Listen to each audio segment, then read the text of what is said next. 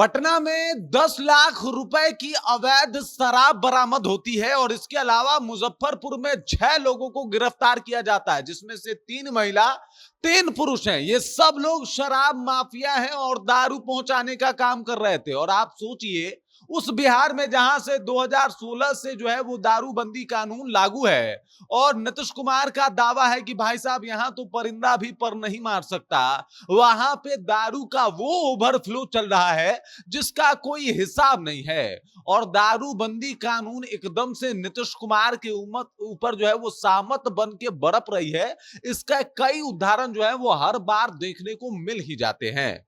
पूरी जानकारी आपको बताएंगे कि किस तरीके से पूरा का पूरा फेल है बिहार में दारूबंदी कानून। इससे आप किस तरीके से इत्तेफाक रखेंगे ये भी आप विचार कर लीजिएगा, लेकिन उससे पहले मेरा परिचय जान लीजिए। मेरा नाम है रजत और आप जनता जंक्शन देख रहे हैं। सबसे पहले तस्वीरें देखिए, ये जो 6 लोग आपको दिखाई दे रहे हैं, जहां पे आपको ये 3 पुरुष दिखाई दे रहे होंगे, 3 ये महिलाएं दिखाई दे रही हैं। सबसे पहले इनके बारे में जान लीजिए। ये जो 3 महिलाएं हैं, इनका काम था कि उत्तर प्रदेश से ट्रेन के द्वारा जैसे तैसे दारू छुपा के बिहार में लेके आना, मुजफ्फरपुर में उसे डिलीवर करना। बाकी मुजफ्फरपुर से इन तीनों का काम था कि भाई साहब दारू को अलग अलग जगहों पे पहुंचाया जा सके। गुप्त सूचना मिलने के बाद पुलिस को पता चलता है कि भाई साहब यहाँ पे तो बाहरी शराब का जो है वो खेल चल रहा है।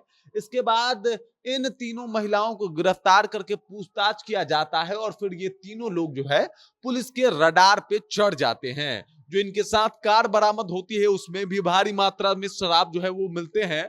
और उसके बाद मौके से जब इतना शराब मिलता है तो पुलिस कहती है चलिए भैया अब आपके ऊपर एफआईआर किया जाता है। इन लोगों के ऊपर एफआईआर हो जाता है। अब ये मामला है, देख लीजिए यहाँ पे पटना में जो है आपको बता दूं कि 10 लाख रुपए का अवैध शराब बरामद हुआ है। मतलब पटना में भी ये बिजनेस फल फूल रहा है। और सिर्फ मुजफ्फरपुर और पटना की ये कहानी नहीं है जनाब, बल्कि पूरे बिहार में आसानी से शराब उपलब्ध हो जा रहा है।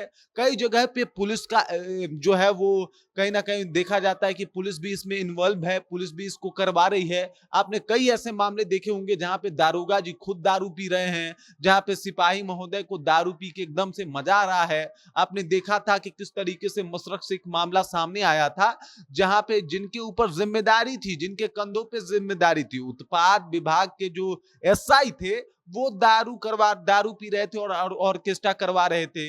और ये सब कुछ बता रहा है कि नीतीश जी आपने जो सोच के दारूबंदी बिहार में लागू करवाई थी वो पूरा का पूरा फेल है और वास्तविकता से उसका कोई लेना देना नहीं है। मतलब बिहार में दारूबंदी उतना ही लागू है जितना आप समझ जाइए कि भाई इन लोगों का दावा दिखता है या फिर जितना इन लोगों के पेपर में दिखता है।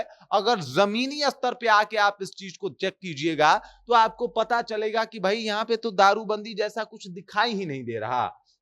अब एक और बात है, अगर आपसे कुछ काम नहीं हो रहा है तो आप उसे क्या करोगे, ना करोगे। लेकिन ये बात नीतीश जी को समझ में नहीं आती कि भाई साहब इनसे अगर दारूबंदी लागू नहीं हो पा रहा है तो छोड़ दीजिए ना, इससे बढ़िया दारू चालू करवा दीजिए। कम से कम लोगों के हाथ में जहरीली शराब तो नहीं लगेगी। कम से कम ये जो लोग, इन लोगों का जो धंधा फल फूल रहा है ऐसे तो नहीं फल फूलेगा।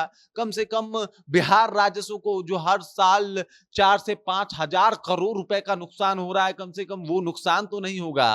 और कम से कम ये जो आप पहले जो लोग खरीदते थे दारू 200 रुपया में, वो 800 में तो नहीं खरीदेंगे। ये मार्केट वैल्यू रेट है। सब लोग बता रहे हैं कि भाई इसी तरीके से दारू मिलता है। लोग बकायदा माइक पे आके बोल जा रहे हैं। भाई इससे बड़ी नाकामयाबी क्या हो सकती है कि आप एक कानून बनाते हैं 2016 में, 2025 चल रहा है और अभी तक छोड़िए, लागू करवाना तो छोड़िए, मतलब लागू होने के बाद भी जिस तरीके का माहौल बना हुआ है वो ये बात बताता है कि आपका कानून बिल्कुल फेल हो चुका है और इस कानून का वास्तविकता से कोई लेना देना नहीं है। सिर्फ हवा में ये सब कुछ चल रहा है। बाकी बिहार में दारू बड़े मजे से चल रहे हैं। बाकी इस खबर, इस जानकारी को लेकर आप क्या सोचते हैं, आपके जहन में क्या कुछ चल रहा है, कृपया कमेंट कीजिए और अपना विचार हम तक पहुंचा दीजिए। बाकी आप देख रहे हैं जनता जंक्शन और मेरा नाम रजत है।